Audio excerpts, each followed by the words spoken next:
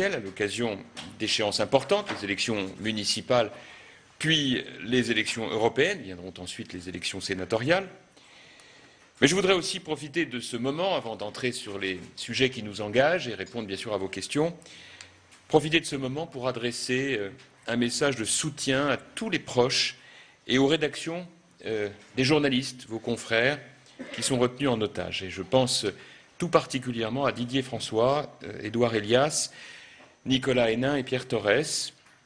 Chercher la vérité malgré les périls, sortir des sentiers tout tracés pour aider les autres à comprendre le monde, c'est la grandeur de votre métier.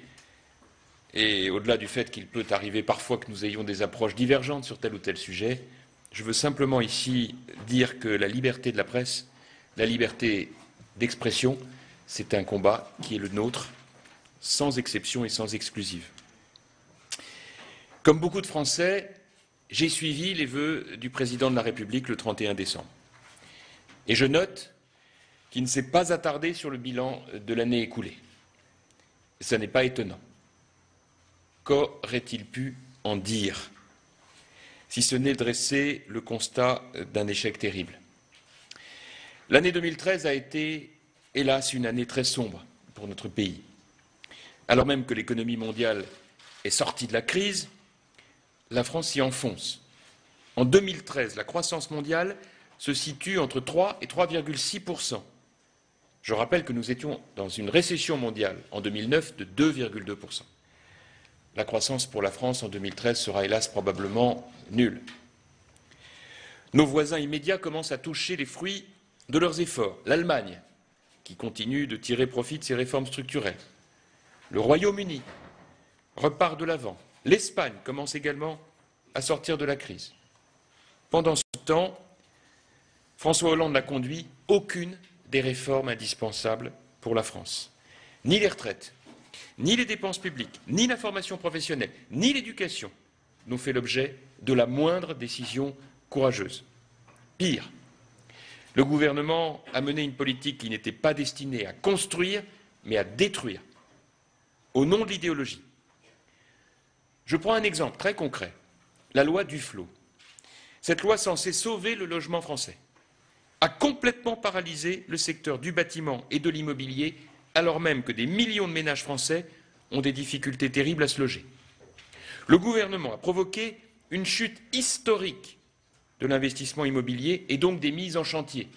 C'était une priorité du président de la République. Moins de 330 000 en 2013. C'est 22 % de moins qu'en 2011. Je rappelle que François Hollande en promettait 500 000. J'ajoute que cette loi qui renforce la pénurie de logements détruit de l'emploi dans la construction, mais c'est aussi un symbole de l'assistanat.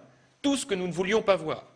La prise en charge des impayés par l'État déresponsabilise les locataires, brise la confiance des propriétaires et avec à la clé une chute historique de l'investissement locatif et la baisse des prix de l'immobilier.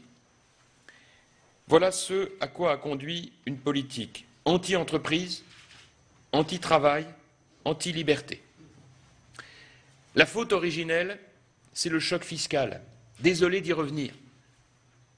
Mais c'est une obsession aujourd'hui pour les Français que de voir le prix à payer de 50 milliards d'euros d'augmentation d'impôts et de charges sociales. On n'avait jamais vu ça dans un délai aussi court. Les moteurs de l'économie, l'investissement, la consommation, l'exportation ont été stoppés net par le poids insupportable et l'instabilité des impôts, des charges et des taxes. Et on est encore loin de la pause fiscale. Au 1er janvier 2014, nous avons noté la hausse de la TVA, la hausse du malus automobile, une nouvelle réduction du quotient familial, la fiscalisation des majorations des pensions de retraite, 1,2 milliard aux retraités en plus, une nouvelle augmentation de l'impôt sur les sociétés de 2,5 milliards, sans oublier cette fameuse taxe de 75 % qui donne une image de notre pays aux investisseurs étrangers calamiteuse. Je m'arrête là sans être pourtant exhaustif. Deuxième choc, conséquence logique du choc fiscal, le choc du chômage. Comme cela était, hélas, prévisible, le chômage a continué à monter comme jamais en 2013, le feuilleton minable sur l'inversion de la courbe du chômage s'est terminé en déconfiture, après des artifices de communication qui ont scandalisé les Français.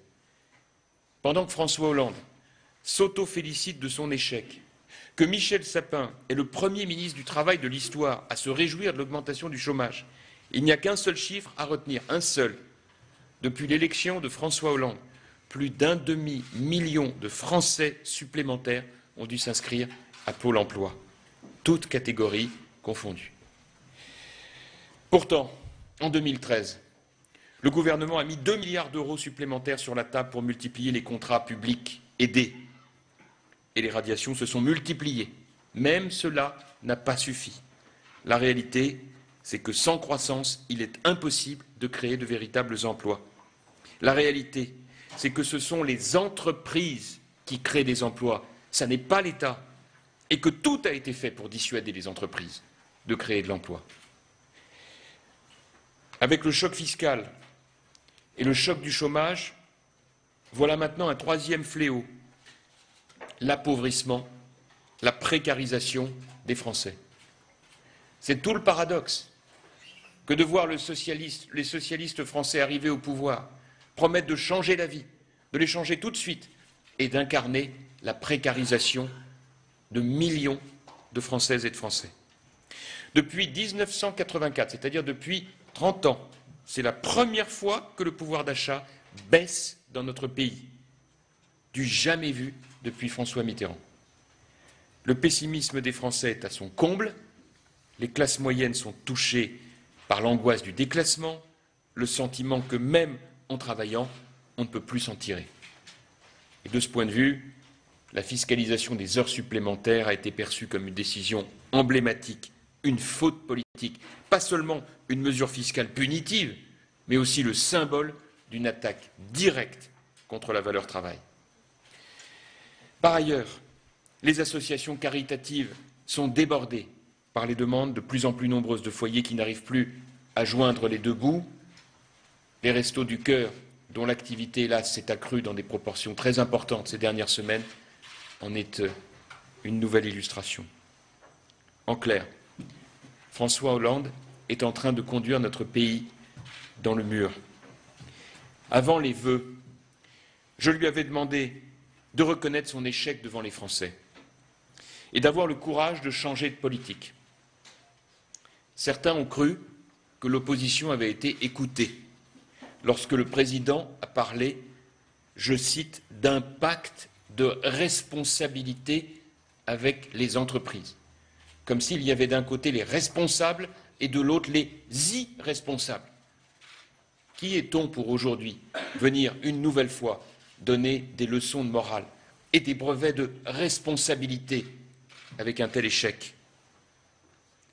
J'ai remarqué d'ailleurs que certains observateurs, dans les médias, mais même dans le monde économique, angoissés, et on peut les comprendre, par la situation catastrophique de la France, ont voulu croire à un tournant politique. On a même parlé de virage social-libéral. Mais que croyez-vous?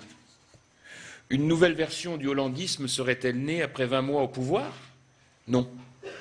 François Hollande a fait comme à son habitude. Il a inventé un nouveau concept creux, comme à chaque allocution. Je voudrais faire un petit rappel pour ceux qui ont la mémoire courte, et Dieu sait si, avec le temps qui passe et l'actualité si rapide, on a un peu tendance à avoir la mémoire qui flanche. Pendant la campagne présidentielle, il avait inventé la formule de l'agenda du changement. Le 9 septembre 2012, il nous avait parlé de l'agenda du redressement. Le 28 mars 2013, c'est la fameuse boîte à outils, qui restera, comme disent les jeunes, un collector. C'est aussi le choc de simplification. Le 16 juillet 2013, les Français ont eu droit au pacte de confiance et de responsabilité. Le 16 octobre, ce fut le pacte d'avenir pour la Bretagne. Et voilà que le 31 décembre, le petit dernier est né, le pacte de responsabilité avec les entreprises. Au-delà de ce slogan, venons-en au fond. D'abord, que dit François Hollande en définissant son pacte? du peu qu'il en dit. Il explique que si les entreprises embauchent, alors on baissera peut-être leurs charges. Et certains, étranglés par la situation économique, ont dit « mais pourquoi pas ?» Comme si cela pouvait être suffisant. Je mets en garde contre ce piège. François Hollande, en parlant de cela, a un gigantesque temps de retard sur le monde dans lequel nous vivons, parce qu'il refuse, au nom de l'idéologie et du dogme, de voir la réalité du monde telle qu'elle est. La baisse des charges. Mais écoutez, au stade où nous en sommes, c'est un minimum.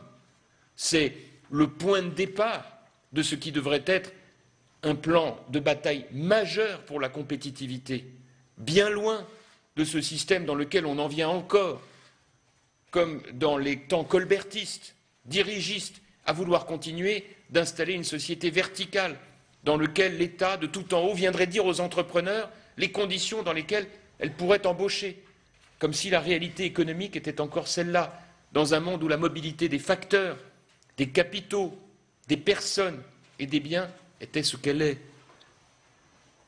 Baisser les charges pour créer de l'emploi, je le répète, c'est un point de départ, c'est un minimum. Et ce chantage à la baisse des charges renoue avec les principes archaïques de la vieille doctrine socialiste. Il faut faire beaucoup plus que seulement la baisse des charges pour créer les conditions à nouveau de compétitivité. Il faut mettre le paquet en plus sur l'innovation, sur l'organisation du travail, sur le temps de travail, sur l'organisation des entreprises pour les simplifier. C'est un choc massif pour baisser les réglementations, les structures qui bloquent ce pays et qui empêchent les entreprises d'embaucher et les salariés de travailler plus. Comment peut-on imaginer que ce pacte ait un sens dans un environnement où des responsables de la majorité actuelle viennent apporter leur soutien à des preneurs d'otages dans une entreprise comme cela s'est passé de manière lamentable il y a 2 jours dans l'entreprise Goodyear. C'est ce programme ambitieux qu'en réalité nous proposons à l'UMP, et je vais y revenir dans un instant. Mais il y a ensuite pour François Hollande un terrible déficit de crédibilité, et je serai donc très intéressé de savoir ce qu'il compte ajouter la semaine prochaine lors de sa conférence de presse. En 2013, François Hollande avait mis toute sa crédibilité dans la balance en prenant 2 engagements. Baisse du chômage, stabilité fiscale. La stabilité fiscale, chacun constate que c'est un échec total quant à la baisse du chômage. Elle devrait le discréditer totalement puisqu'il était certain qu'il y parviendrait. En réalité, je peux d'ores et déjà vous le prédire, François Hollande ne fera aucun tournant social libéral. Primo parce qu'il n'en a pas les moyens budgétaires. Aucune baisse des charges n'est possible sans baisser en contrepartie drastiquement la dépense publique. Or, François Hollande ne fait absolument rien pour baisser les dépenses publiques. Au contraire, je dois pour cela rappeler, par exemple, qu'il a supprimé le jour de carence qui limitait l'absentéisme dans la fonction publique, tout un symbole. Deuxièmement, François Hollande n'a pas les moyens politiques de ce tournant social-libéral. Il n'a pas de majorité pour cela, ni à l'Assemblée, ni au Sénat. Parce que depuis 30 ans, à force d'alliance avec l'extrême gauche, le Parti socialiste est sous la coupe idéologique de ses alliés les plus gauchistes. Il y a une porosité totale aujourd'hui entre ceux qui sont à gauche et ceux qui sont à l'extrême gauche, parce qu'on a banalisé ces alliances électorales, qu'on a fermé les yeux sur ce qui constitue un scandale absolu de la République. Il y a donc aujourd'hui une idéologie d'extrême gauche, y compris au groupe socialiste. Et d'ailleurs, le premier secrétaire du PS a fermé le banc dès hier en indiquant qu'il n'y aurait pas de tournant social-libéral. Et pourtant, il y a urgence. La France est à la croisée des chemins. Elle ne peut plus repousser les réformes nécessaires pour repartir vers l'avant et protéger l'avenir des enfants de France. Dans cette situation extrêmement grave, l'UMP a un rendez-vous de responsabilité à honorer. Les Français connaissent parfaitement nos institutions. Et même s'ils sont nombreux à ne plus supporter le pouvoir actuel, ils savent très bien qu'il y a un temps pour tout, qu'il y a un rythme à respecter. 2014, ça n'est pas l'année de l'alternance. Ça n'est pas l'année de la désignation de notre candidat pour l'élection présidentielle. 2014, c'est l'année que l'UMP doit consacrer à partager avec les Français son projet politique. Vous le savez, j'ai convoqué le Conseil national de l'UMP le 25 janvier prochain. Nous avions organisé un séminaire de l'équipe dirigeante à la fin de l'année 2013. Ce sera, le 25 janvier prochain, un moment décisif, parce que nous allons valider nos grandes orientations politiques pour la France. Le Parlement du parti va se prononcer sur les grandes mesures que nous devrons assumer avec courage le moment venu pour redresser notre pays. Et je vois 3 défis indispensables à relever. Ces 3 défis structurent notre combat pour les mois à venir. Le premier défi, c'est la liberté économique. Le second, c'est l'autorité républicaine. Et le troisième, c'est l'égalité des chances.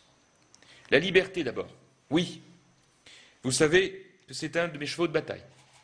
Et je suis très heureux de voir qu'il est maintenant unanimement partagé dans notre famille politique. Je veux défendre cette liberté qui manque tant à notre pays, étouffé sous le poids du fardeau socialiste. La liberté économique, la liberté de travailler, de créer, d'entreprendre, de prendre des risques, de tomber, de se relever. Les mesures d'urgence que nous avons proposées fin décembre, avec toute l'équipe dirigeante de l'UMP, vont exactement dans ce sens. Sortir définitivement des 35 heures, dans le secteur public comme dans le secteur privé, avec la négociation par entreprise ou par branche, le cas échéant, du temps de travail et de l'organisation du travail, et donc des salaires. La refonte totale de notre indemnisation chômage, mais à condition que ce soit pour mieux accompagner les demandeurs d'emploi vers un travail et une formation. La simplification massive du droit du travail, l'allègement des seuils pour les entreprises, par exemple. L'apprentissage dès 14 ans et l'obligation de se former ou de travailler entre 16 et 18 ans. La lutte résolue contre l'assistanat avec le plafonnement des revenus de solidarité à 75% du SMIC, car on voit bien les limites du fonctionnement du RSA aujourd'hui. La baisse du coût du travail par la mise en place d'une TVA anti-délocalisation. La baisse de 65 milliards d'euros d'impôts et de charges qui pénalisent le travail et l'investissement et qui serait gagée sur une baisse de 130 milliards d'euros de dépenses publiques pour aller exactement au niveau moyen de l'Europe à 50% des dépenses publiques. La fin de la même manière de l'emploi à vie systématique dans la fonction publique pour les futurs entrants. La simplification du millefeuille administratif, notamment avec la question des régions ou des départements. Et puis la réforme des retraites, sur lequel, vous le savez, nous nous sommes prononcés pour un alignement à 65 ans, comme tous les pays européens, pour 2023, et la fusion des régimes. Vous avez compris, il s'agit tout simplement de mettre notre économie à l'endroit, pour le bénéfice des Françaises et des Français, pour participer à la compétition internationale avec les mêmes armes, les mêmes outils que les autres pays. Et je ne parle pas de l'Inde ou de la Chine, je parle là des pays européens. Le second défi, vous le savez, c'est l'autorité. Pour l'UMP, ce n'est pas un gros mot. Et pour les Français non plus, d'ailleurs. J'ai entendu le coup de gueule, pardon de ce terme, prononcé par le général Bertrand Soubelet, numéro 3 de la gendarmerie nationale, lors d'une audition devant les députés, où il explique qu'on peut toujours rajouter des gendarmes ou des policiers dans la rue. Si on relâche les délinquants aussitôt qu'ils sont arrêtés, ça ne sert à rien. Ce témoignage n'est pas isolé. Tous les policiers, tous les acteurs de la sécurité le partagent. La seule façon de rétablir l'autorité, c'est d'appliquer une sanction rapide et juste à chaque délit, systématiquement. Et je n'incrimine pas du tout les magistrats. Ils font ce qu'ils peuvent avec les outils dont ils disposent. Le vrai problème est triple. Inadéquation totale de notre justice des mineurs avec la réalité de la délinquance du XXIe siècle. Manque cruel de places de prison et absence de suivi pour l'application des peines. D'ailleurs, le cas de M. Dieudonné, dont on parle tant en ce moment, est exemplaire. Si on avait contrôlé le paiement systématique de toutes ces amendes, la situation serait sans doute un peu différente. La question de l'autorité républicaine, c'est aussi, vous le savez, la remise à plat de notre politique d'immigration. Nous aborderons et nous ferons adopter par le Conseil national nos propositions qui reposent, vous vous en souvenez, sur l'idée d'une politique d'immigration choisie plutôt qu'une politique d'immigration subie, et une réécriture complète de notre politique d'immigration en ce sens, avec la question du droit d'asile, la question de Schengen et la réussite de l'intégration. J'en viens au troisième défi, après celui de la liberté économique et de l'autorité républicaine, c'est l'égalité des chances, qui est certainement aujourd'hui l'un des échecs les plus criants de l'action menée par le président de la République. Quelles sont les clés pour rétablir l'égalité des chances dans un pays où les inégalités n'ont jamais été aussi fortes? C'est d'abord la question éducative. Nos enseignants font un travail considérable sur l'ensemble du territoire. Et beaucoup de nos enfants sont pris en charge par un système scolaire qui ne leur donne plus les armes pour affronter l'avenir, et comme en témoigne la dégringolade des indicateurs de classement de notre pays par rapport à d'autres. Or, qu'a proposé le pouvoir en place, censé incarner l'expertise en matière éducative? La réforme des rythmes scolaires, dont chacun sait que c'est un fiasco terrible, que la communauté éducative, mais aussi les parents, sont en train de dire haut et fort leur colère, et ce sera le cas tout au long de ce trimestre, comme naturellement les élus locaux qui n'ont pas le premier euro pour financer cette réforme qui n'a aucun contenu éducatif. Nous nous proposons une véritable refonte de notre politique éducative et en finir avec ce collège unique, alors que notre doctrine, c'est de dire que ce n'est pas le collège qui doit être unique, c'est chaque enfant qui est unique. Et puis c'est une remise à plat totale du rôle de l'État pour en finir avec les inégalités territoriales. Aujourd'hui, nous avons une France divisée, déchirée, avec des pans entiers de la République qui sont abandonnés. Les territoires ruraux sont méprisés. Je vous invite à lire l'analyse qui est faite par un certain nombre de géographes aujourd'hui sur cette France périphérique, sur cette France des oubliés, incarnée il y a quelques mois par les célèbres bonnets rouges. Et puis il n'y a plus de politique des quartiers, il n'y a plus de politique de la ville.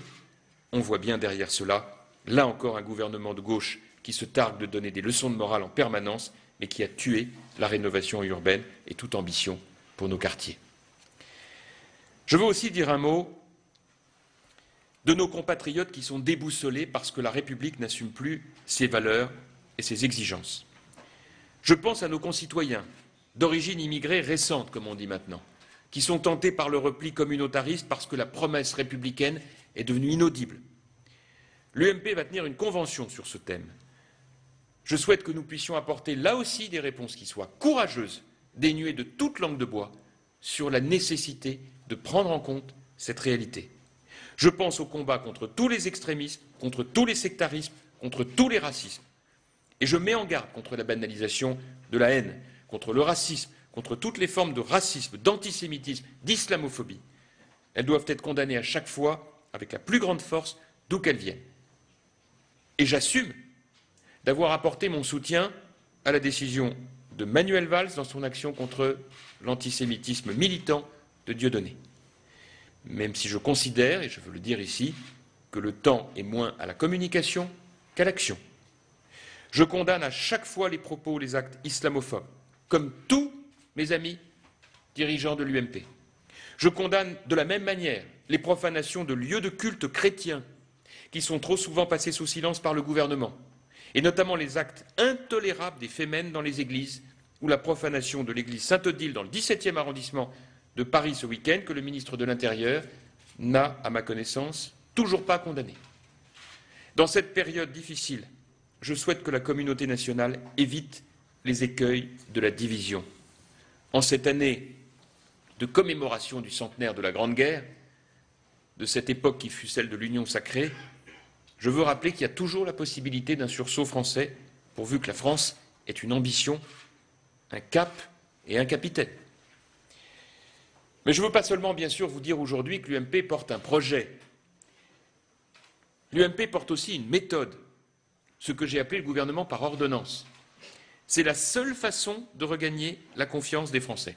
Et je voudrais sur ce point vous mettre en garde, et mettre en garde les Français contre le fait que les ordonnances que nous préconisons n'ont rien à voir avec ces petites manœuvres de dernière minute de François Hollande qui invente à mi-mandat un moyen de contourner la majorité parlementaire devenue totalement indocile. Pour l'UMP, il s'agit d'inviter les Français à se prononcer lors de la campagne présidentielle sur quelques grandes réformes structurantes qui, en 6 mois, seront mises en œuvre dès le début du prochain quinquennat par ordonnance, avec la légitimité du pacte présidentiel. C'est la colonne vertébrale d'une ligne politique, d'un projet qui peut enrayer le déclin de notre pays Autant vous dire que ça n'a rien à voir avec la redécouverte de l'outil des ordonnances pour contourner le Parlement, comme voudrait le faire aujourd'hui M. Hollande, sans mandat des Français.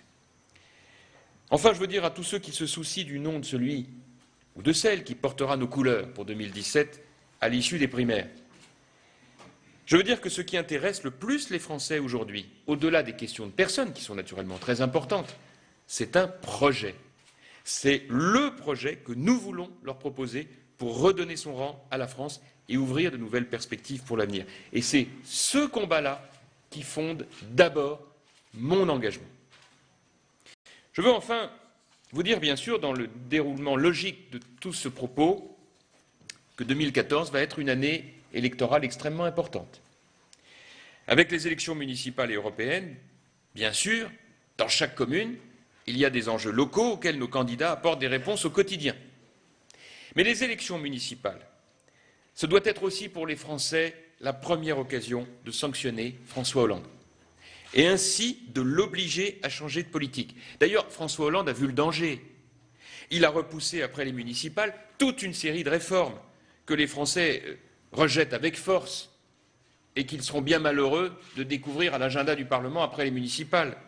La loi pénale de Madame Taubira, le retour de l'écotaxe, la réforme fiscale de Jean-Marc Ayrault, le droit de vote des étrangers, l'ouverture de la PMA pour les couples de même sexe, la proportionnelle pour les législatives. Donc si on veut dire non à ces projets, si on veut dire non à la politique de François Hollande, alors, je le dis aux Français, il ne faudra pas se diluer, ni diluer le vote sanction dans un vote extrême.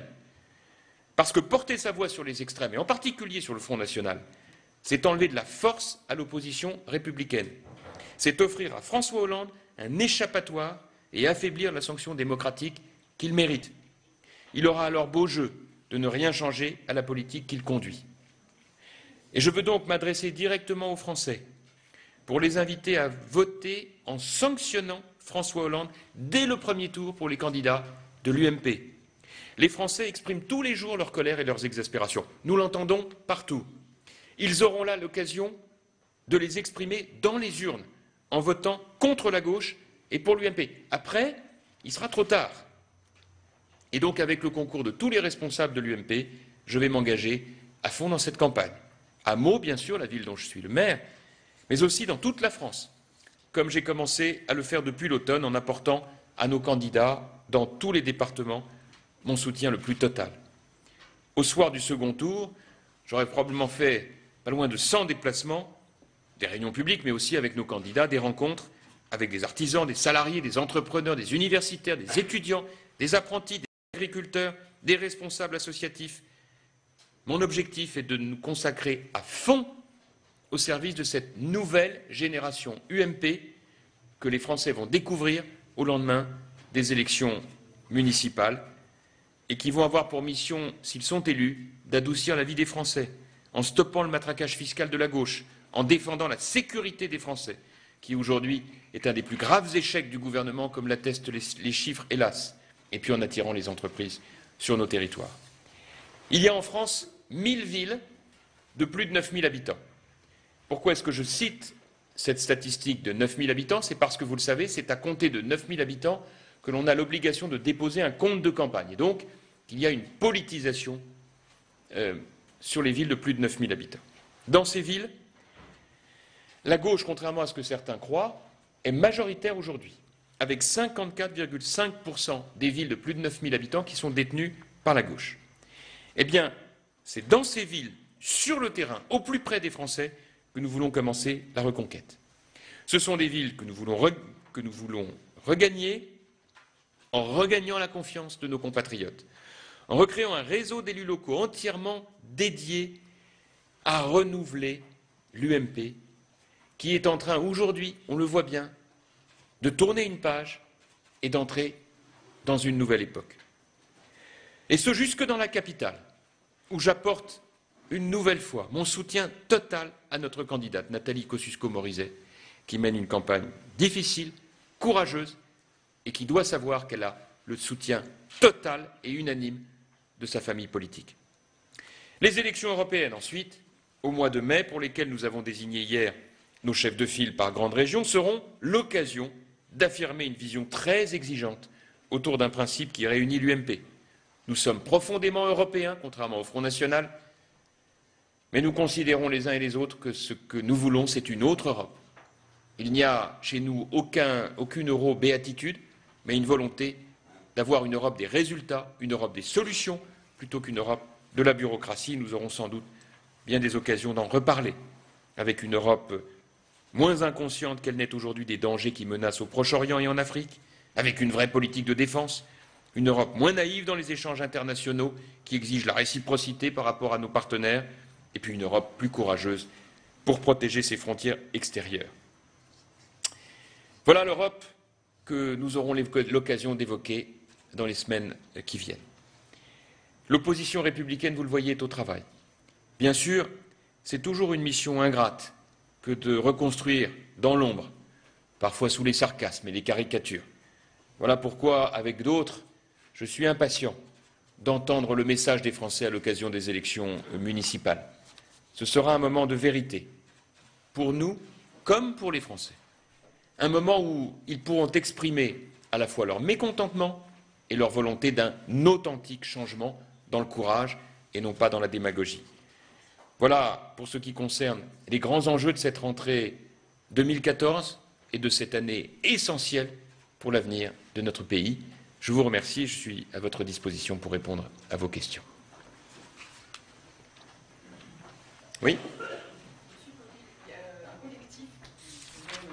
Jour de colère qui se dit apolitique, qui regroupe poussins et autres abeilles, appelle à des mobilisations nationales dans les semaines qui viennent.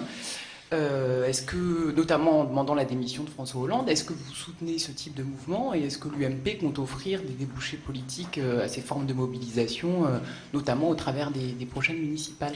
De manière générale, j'ai invité toutes les Françaises et les Français qui avaient des raisons profonde de s'inquiéter de la situation et de la politique qui était menée par François Hollande, à nous rejoindre.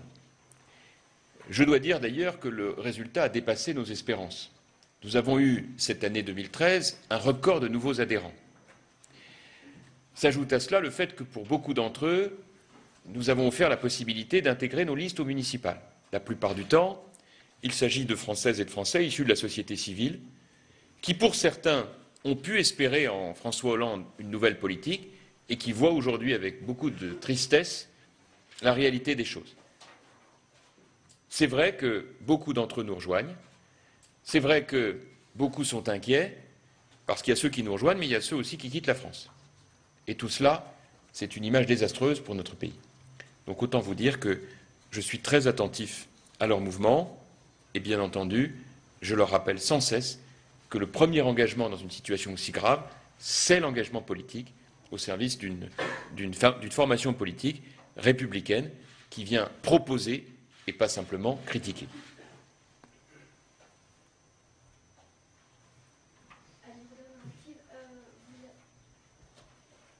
Aline Robert, Euractiv.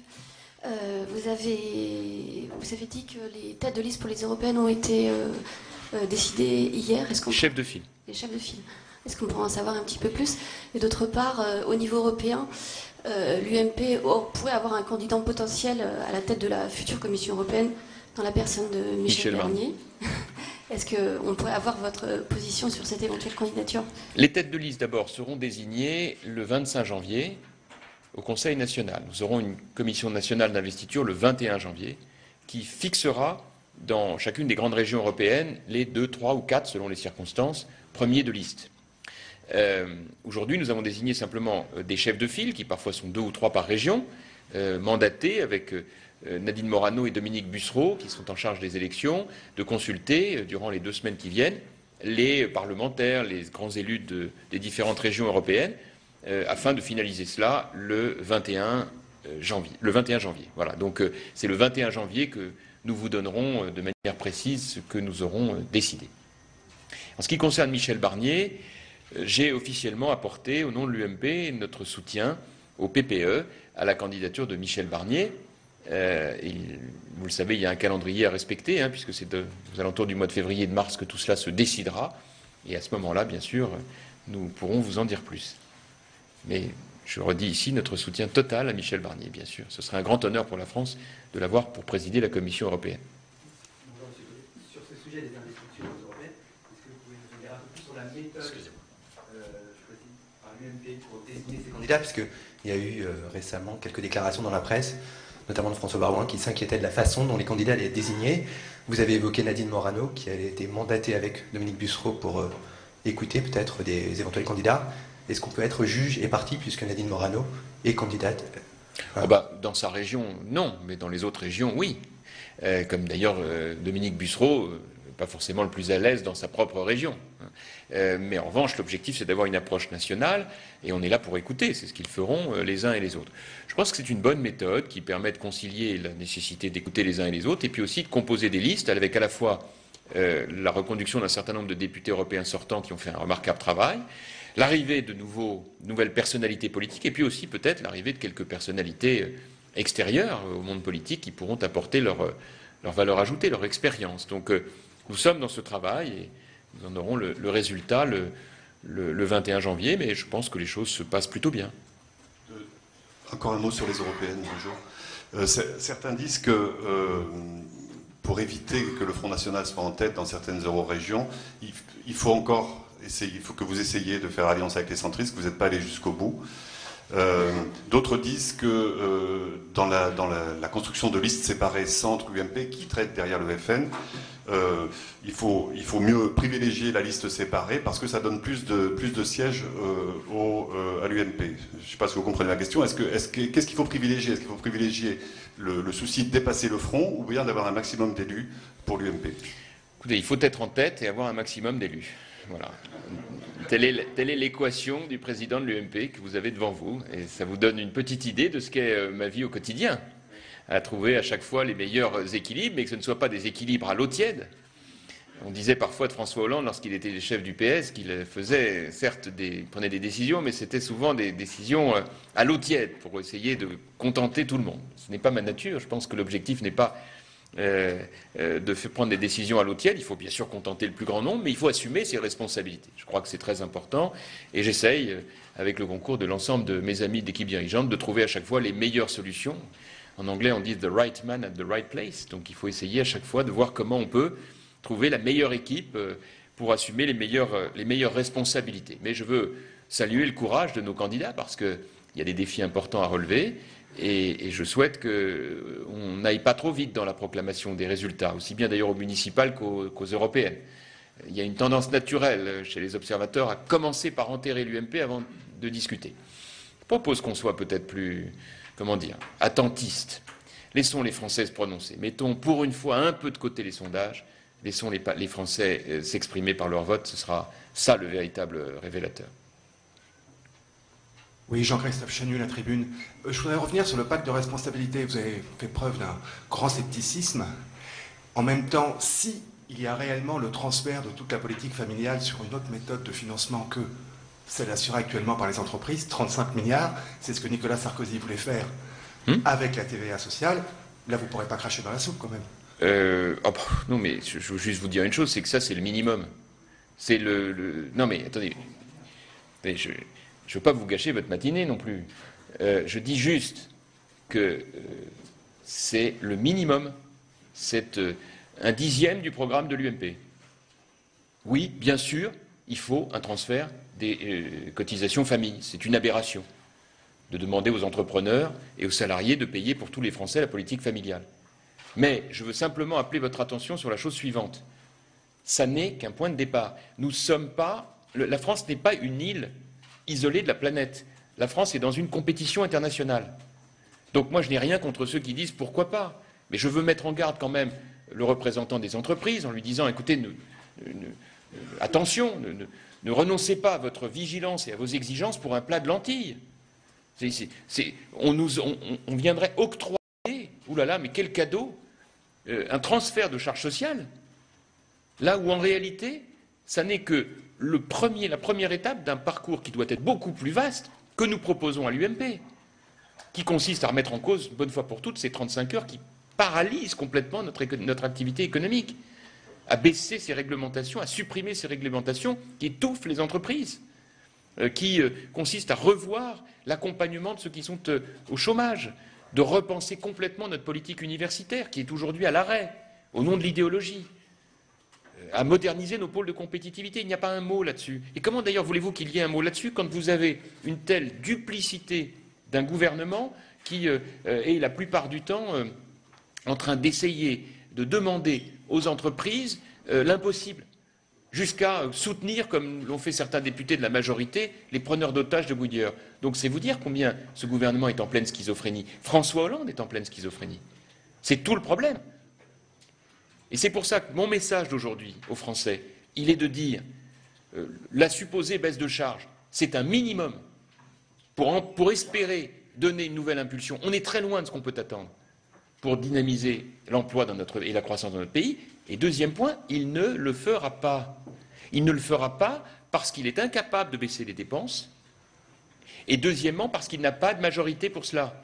Je suis désolé de devoir dire que la porosité entre la gauche et l'extrême gauche, c'est le péché initial de ce gouvernement, qui conduit en réalité à gagner des élections, mais dans l'ambiguïté la plus totale quand il s'agit de réformer. Et c'est ce qui se passe aujourd'hui. Et d'ailleurs, nous pourrons en parler après la conférence de presse de M. Hollande. Oui.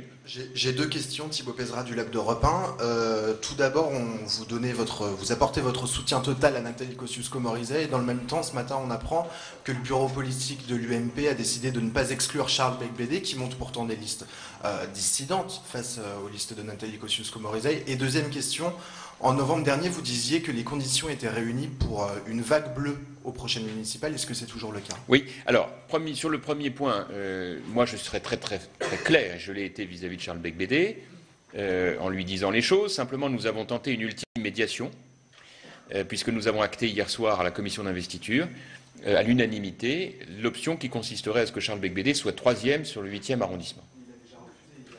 Bah, écoutez, voilà, c'est date d'hier soir. Il m'a dit qu'il me rappellerait pour me donner sa réponse. Donc j'attends sa réponse. Le bureau politique avait lieu ce matin et c'est ce qui explique que nous n'avons pas pris de décision dans l'attente de cette réponse. Mais ne vous y trompez pas, ma main ne tremblera pas, hélas, si jamais il devait se trouver des processus de dissidence qui seraient suicidaires pour notre famille politique. La deuxième question, oui, les conditions sont réunies aujourd'hui, je vous en ai fait la démonstration.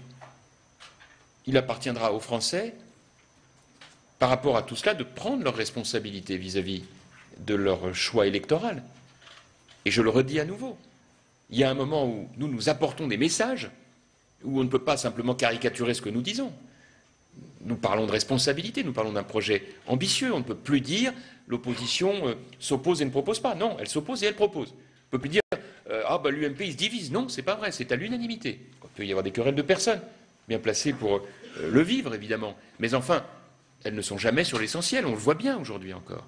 Et l'intérêt de faire voter par le Conseil national, c'est que ceux qui ne voudront pas le voter, eh bien, ils seront minoritaires sans doute, ils l'assumeront. Mais il y aura donc bien une ligne politique. Donc, les conditions sont réunies, ça ne veut pas dire qu'elle a lieu, ça veut dire qu'aujourd'hui, nous avons les conditions réunies pour l'emporter dans de très nombreuses villes de France. Et je mets en garde là encore, j'entends que le gouvernement, le Premier ministre, a fait passer la consigne à ses ministres que la seule manière d'éviter, à leurs yeux, une débâcle électorale serait de gagner à Marseille. Comme si cela pouvait tenir lieu de victoire au municipal dans les 36 000 communes de France ou même dans les 1000 villes de plus de 9 000 habitants. Les méthodes utilisées à Marseille par M. Ayrault sont scandaleuses du point de vue de l'éthique républicaine. Je suis même étonné que les observateurs ne le dénoncent pas plus. Cette manière d'hyper-communiquer en mentant aux Marseillais, en annonçant sans arrêt des investissements qui n'arriveront jamais, des dépenses tronquées, tout cela pour faire croire qu'on peut ainsi remporter la ville de Marseille. Je veux dire à cette occasion mon soutien total à Jean-Claude Gaudin et à l'ensemble de ses équipes, et je suis persuadé que les Marseillais ne peuvent pas être dupes d'une telle méthode. Isabelle. Monsieur Copé, vous avez dit tout à l'heure l'opposition républicaine est au travail, c'est difficile de reconstruire dans l'ombre et parfois sous les sarcasmes. J'imagine que vous songiez au sarcasme de la gauche, mais peut-être songiez-vous aussi à certains sarcasmes qui seraient tentés de venir de votre propre camp. Ou de ceux qui nous observent. Ou de ceux qui vous observent, peut-être également. Si jamais les résultats des européennes et des municipales n'étaient pas à la hauteur de ce que vous espérez, toujours eu égard, concernant ces sarcasmes, est-ce que vous êtes prêt à en tirer certains enseignements sur la façon dont vous gérez l'UMP depuis que vous en avez pris la tête? Voilà. Non, mais là-dessus, pour vous dire les choses, ça signifierait donc que si par un hasard incroyable, nous gagnions les élections municipales, alors cela serait un hommage personnel à l'action que je conduis. Je n'ai jamais imaginé que les choses soient individuelles. Elles sont collectives. Elles sont collectives dans les moments heureux comme dans les moments plus difficiles. Faisons les choses ensemble. Nous l'avons d'ailleurs entrepris en ces termes. À très nombreuses reprises, je me suis entretenu avec l'ensemble des responsables de notre famille politique. Tous m'ont dit la même chose. Union sacrée. Nous l'avons redit hier matin, lors de notre réunion hebdomadaire. Nous l'avons redit ce matin au bureau politique. Union sacrée pour la France. Que tel ou tel veuille exprimer ici ou là son amertume, sa colère ou sa critique, je peux l'entendre, mais ça ne peut pas l'emporter sur la majorité. Et donc, au-delà de telle ou telle relation personnelle, ce qui compte pour moi, c'est qu'on aille collectivement au service des Français. Et je le répète, les Français eux-mêmes dans cette affaire-là ont un rendez-vous avec ce qu'ils veulent pour leur pays.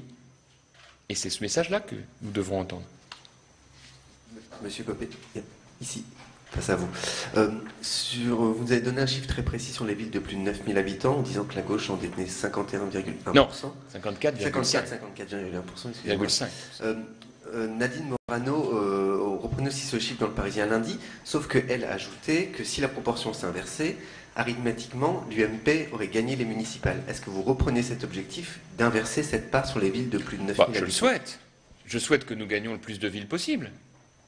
En 1983, qui vous vous en souvenez peut-être, avait été réputée une vague bleue. La droite pourtant ne l'emportait que de 50,1 ou 2%. Donc encore une fois, ce qui compte, je le répète, c'est que dans un terroir traditionnellement à gauche, celui des villes de plus de 9000 habitants, nous emportions le plus de villes possible. Et c'est ça qui fera notre différence. On regardera le nombre de villes gagnées par la gauche, le nombre de villes gagnées par la droite, et on verra ce qu'il en est des proportions. Bonjour Monsieur Copé, parmi les observateurs, on ne sait pas si l'observateur ou acteur, il y a Nicolas Sarkozy. Est-ce que vous considérez qu'il est toujours en retrait de la vie politique ou que, clairement, aujourd'hui, il est un acteur à part entière de ce qui se passe aussi à l'UMP? Écoutez, c'est une question qui est très difficile, parce que la vérité, c'est que Nicolas Sarkozy, nous le voyons tous très régulièrement, il est très attentif à la vie politique, et je m'en réjouis. Mais ce qui compte, à l'heure où nous nous parlons, c'est d'abord ce que nous avons à proposer aux Français. C'est le projet, c'est la ligne politique. J'ai eu l'occasion de le dire tout à l'heure dans mon propos introductif. Viendra le temps de désigner à l'issue des primaires notre candidat. Mais aujourd'hui, ce que les Français nous demandent, eux qui connaissent parfaitement le temps institutionnel, qui savent très bien qu'il n'y aura pas de présidentielle avant 2017, sauf accident naturellement, mais que personne ne peut souhaiter, bien sûr. Mais dans ce contexte, ce qui se passe aujourd'hui, c'est la ligne politique. C'est ça qui est important.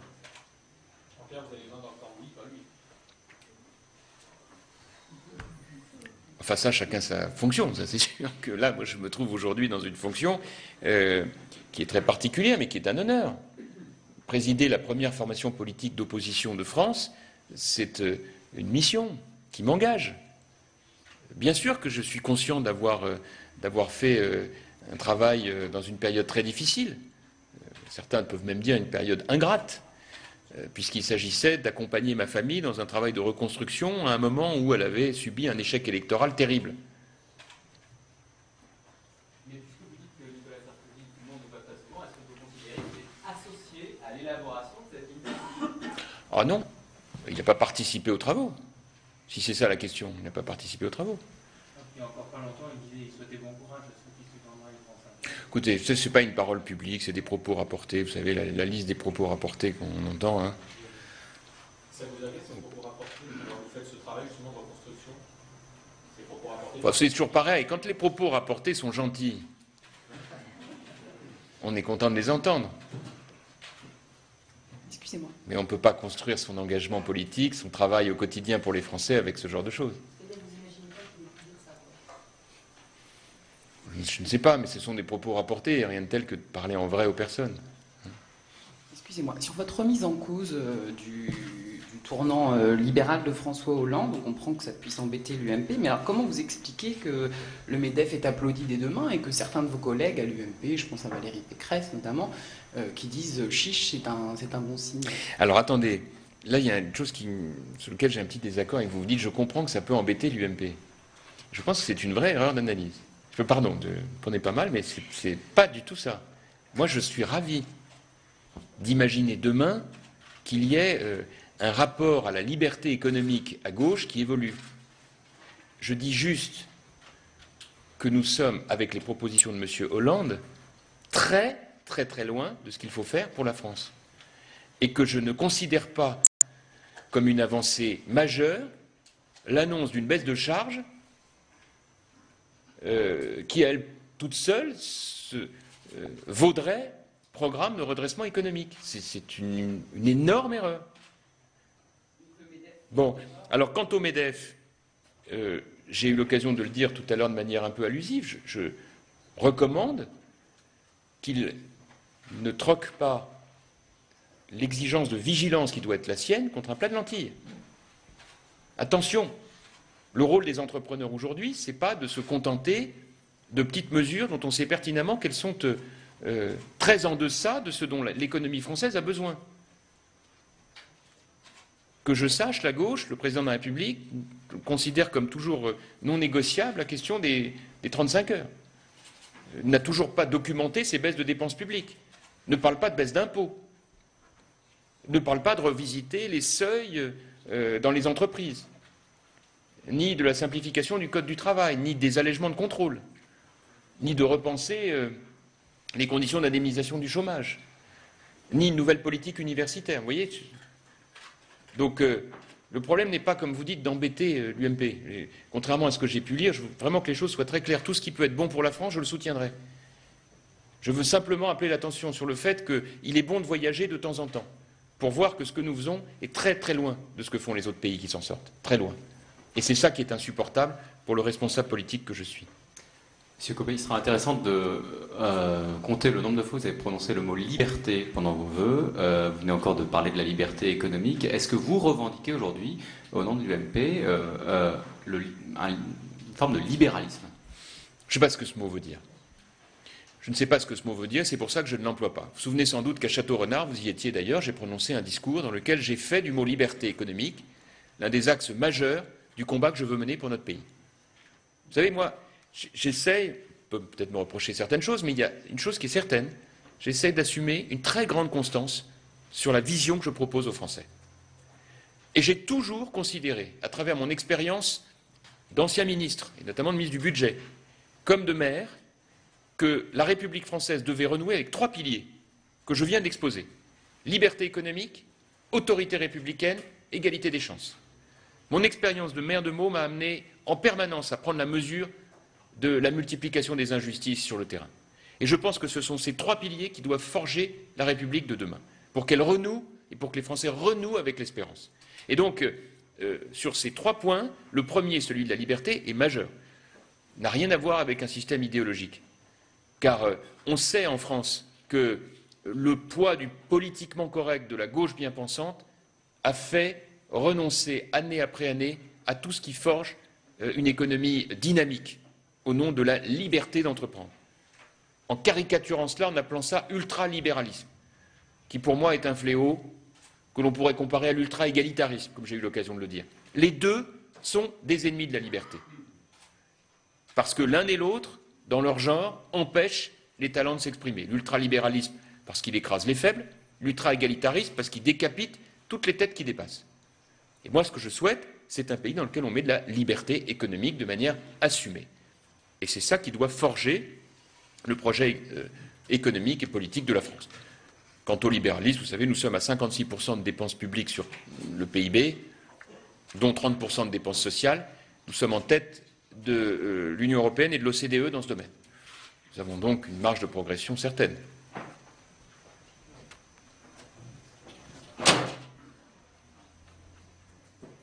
Copé, Michel Urvois, Ouest France. Dans votre projet, il y a un chiffre sans lequel beaucoup de choses ne sont pas possibles. C'est la fameuse réduction de 130 milliards de la dépense publique. Vous parlez aussi des réformes de structure. Chacun sait, vous le savez bien, qu'elles mettent toujours du temps à produire des économies. Si vous revenez au pouvoir, comment, sur quelle cible, sur quelle priorité faites-vous porter ces 130 milliards ? Vous savez, les réformes de structure, elles mettent du temps à se produire parce qu'on met du temps à les décider. La main tremble trop souvent. C'est pour ça que j'ai préconisé que sur un certain nombre de réformes de structure, on prenne les décisions tout de suite, dans les 6 premiers mois du début d'un quinquennat, sur la base d'un pacte présidentiel passé avec les Français, qui permettent qu'en réalité le débat au Parlement ou avec les corps intermédiaires ait lieu non pas sur la décision elle-même, mais ensuite, une fois qu'elle est prise, sur son évaluation, ce qui n'est pas du tout la même chose. La réforme des retraites, la réforme du temps de travail, la réforme de la réglementation, des réglementations qu'il faut supprimer, la baisse des dépenses publiques, tout ça, ça doit être dans le programme d'un candidat à l'élection présidentielle. Les 130 milliards d'euros de baisse de dépenses, on voit très bien comment on peut enclencher un processus dès la première année, en fusionnant les départements et les régions, par exemple, ou bien en décidant de grandes régions, comme certains le préconisent, en repensant complètement. Non, mais ça, c'est pour la partie des dépenses des collectivités locales. Vous savez qu'il y a 3 grands postes, c'est l'État, collectivité locale, sécurité sociale. Sur la sécurité sociale, quand vous avez un coût du travail financé exclusivement par les entreprises et les salariés pour financer les 35 heures, 20 milliards d'euros, ce sont des marges de manœuvre considérables sur lesquelles on peut agir. Le gouvernement actuel a renoncé à l'harmonisation des tarifs entre les cliniques privées et les hôpitaux. C'est un coût considérable. Le gouvernement actuel refuse de faire évoluer la question du temps de travail dans l'administration de l'État et dans celle de l'administration hospitalière. C'est un coût considérable. Voilà autant de mesures sur lesquelles on peut générer des économies très importantes. Vous savez, Michel, il y a une très bonne référence, c'est les rapports de la Cour des comptes. Tous les ans, la Cour des comptes produit des rapports qui sont des mines à trouver des économies. Eh bien, moi, je considère que c'est à travers ce travail-là qu'on peut agir. Donc on ne va pas refaire des commissions Théodule dans tous les sens, ça c'est la grande pratique de M. Hollande pour retarder les décisions. Je pense que tout de suite, sur la base de ce que nous allons préparer entre maintenant et 2017 dans l'opposition, nous pouvons mettre en place quelque chose qui peut aller très vite après l'élection. Voilà, merci à vous.